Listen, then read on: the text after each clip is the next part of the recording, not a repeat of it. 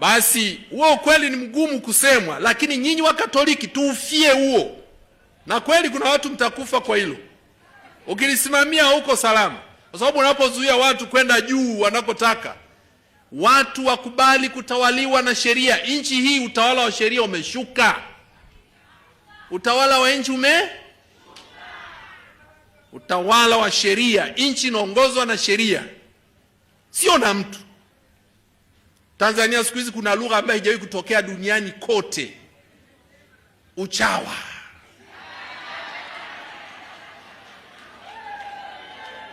Katika karne ya 21 hakuna nchi inayoongoza kwa uchawa, ni Tanzania. Wengine watasema ndio political hypocrisy sijui na nini na nini, lakini uchawa uko juu. Asio nione mimi, ukweli utawale.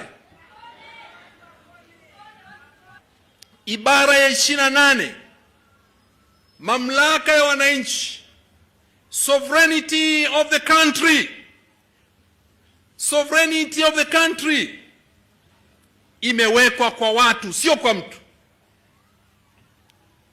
Ili nchi iwe nchi inahitaji mambo makubwa matatu: inahitaji eneo, inahitaji watu, na inahitaji wale watu kujitawala, asiwepo yeyote juu ya watu.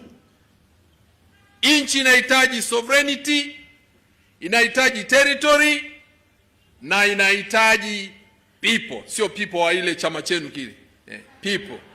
Inahitaji watu, raia, na hakuna aliye juu ya hawa raia. Kwa mtu yoyote anayejifanya huku juu ya raia anafanya kosa moja baya, na bahati nzuri duniani anayechukua nafasi ya watu daima atajaondolewa. Naweza kapita miaka 100, miaka 100 ngapi, ataondolewa.